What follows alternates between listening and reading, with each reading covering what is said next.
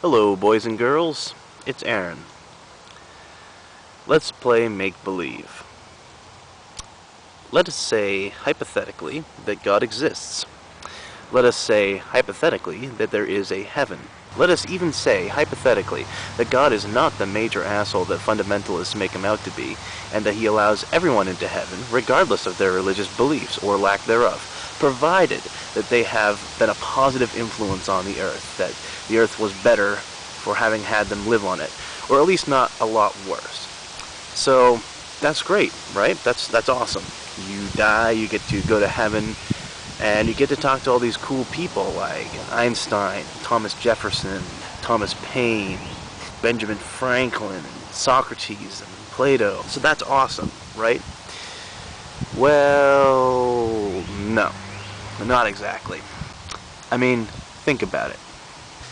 You die, you wake up in heaven, and you want to go talk to Einstein, so you head right over that way, and then you get in line. That's right, you get in line. Line? What line, I hear you cry? Well, think about it. I mean, there have been billions and billions of people living on the earth, and how many of them are really all that interesting? How many of them do you even know about? I mean, your Aunt Nenny might want to look you up once you've both passed away, but Tatsuya from Tokyo, Pierre from Paris, they don't know who you are. I think you'd really want to talk to Einstein and Gandhi, people like that. People who you know about going into heaven. So everyone's lining up to go talk to Einstein. Man, can you imagine, with all the people in heaven, how long those lines must be? That would suck. And what do? Hand out Game Boys so you can play Tetris while you're waiting in line? I mean, I hope you brought your iPod with you. Fly me to the moon. Because otherwise you're going to get bored really, really quickly. God damn, this is a long line.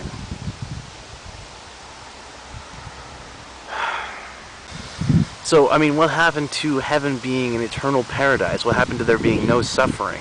I mean, I guess you can't really equate boredom with, Holocaust and all the shit that goes on here on the planet Earth, but really, if it's supposed to be a perfect realm, how the hell could there be long lines and just absolute boredom like that? But wait, it gets even worse. What if you are Einstein? Just think about that for a second. I mean, you spend your whole life striving to illuminate the world. You redefine the way we look at gravity, and then you try and unite electromagnetism with gravity, and you kind of fail. But you tried, and you did a lot of great things for the human race. So what's your great reward? You die, you wake up in heaven, and you spend the rest of eternity signing fucking autographs? Next.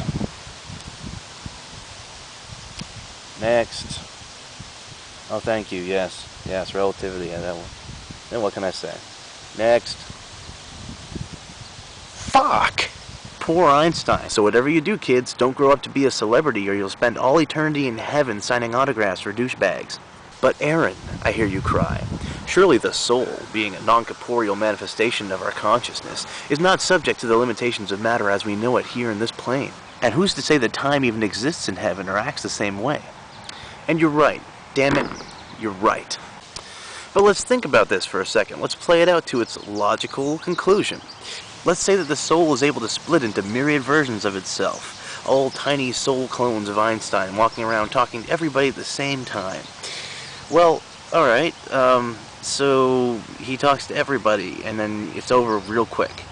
What then?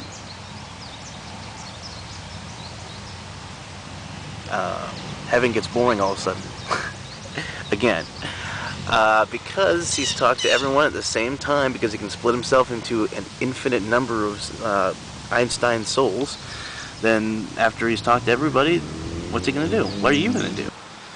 Alright, so if everyone can just get all their interesting conversations out of the way instantly the moment they arrive in heaven by splitting up into different manifestations of themselves and then forming back and then gathering all that knowledge into one consciousness, that kind of gets us back to the boring thing again, doesn't it? That's a problem. So let's forget about that argument. How about time not being the same in heaven? Let's say that when you arrive in heaven, it's at the end of time after the chamber of guff has been emptied and all the souls have already lived on earth and the apocalypse has come and the earth is ended and now it's all just everyone's in heaven. The moment anyone dies, they arrive at the end of time.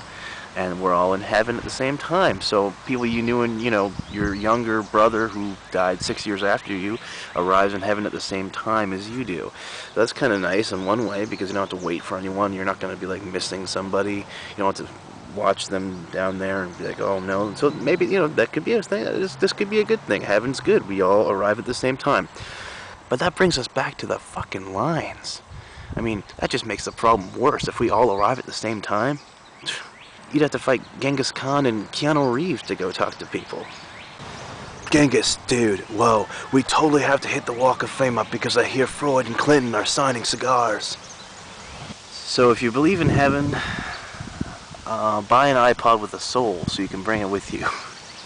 Now, I'm being facetious, but this is actually a question that I've mulled over quite a bit. I had a really stimulating discussion with my girlfriend a couple weeks ago about immortality. Just about immortality, like in a practical sense. Like say that there was an elixir you could drink that would make you immortal and you would never die, ever. Would you drink it? Actually, I'd like people to post video responses to this. It's kind of an interesting question. Personally, I've thought about this a lot.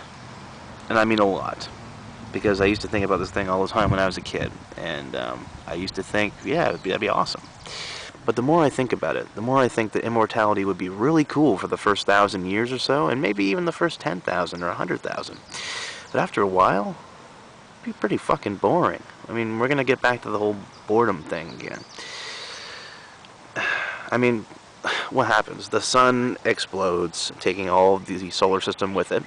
You can't die, and for the sake of argument, we'll say, well, you can't feel pain either. So the whole, being consumed by the sun and then the vacuum of space after that, that doesn't really put a frown on your face. But what then? You float around until you land on a lifeless planet somewhere? And then what? Fucking boredom. Back to boredom again. Now you gotta wait for the small fuzzy green creatures from Alpha Centauri to pick you up. 9,999,999,642 bottles of jank. Spirit on the wall. 9,999. Now, far more likely is the possibility that you will be sucked into a star, since its gravitational force will be so huge. The star won't kill you, you're immortal. And again, we'll say, well, you can't feel the pain of being inside a giant fusion reactor. So that's a good thing.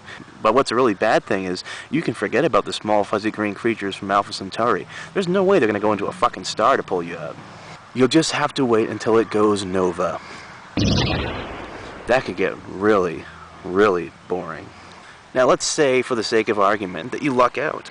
And after you get propelled through the universe, you land on an inhabited planet. So perhaps it's a hyper-advanced society, and you have a lot of things to learn. And that'll keep you interested. It'll keep you amused. For a while. Or let's say they're really primitive, and you manage to pass yourself off as a god. I mean, you are immortal, right? So you're able to shape your own planet, your own society. And that'll keep you amused. For a while. But no matter what you do, there's going to be a time at which you just say, I've seen it all. I mean, if you stop to really think about eternity, do you really want that? I don't know. Any Star Trek fans out there? Yeah? You remember that Star Trek Voyager episode where the Q wanted to commit suicide? He just couldn't take immortality anymore. Now, complete and actual non-existence is a scary thing. It scares me too, I'll be honest. Now look, just because something is scary, that doesn't make it not real. I mean, Hitler was plenty scary, and I assure you he was very real, no matter what Mel Gibson's father says. I guess I'm just trying to say that if you take immortality to its final logical conclusion, it will leave you with a burning desire for that which we not only take for granted, but live in fear of every day. Non-existence. So be thankful that your existence is limited and will one day come to an end. It should only serve to make you all that much more passionate about making this life our one shot at existence. Wonderful. Carpe diem, folks. Thank you for your time.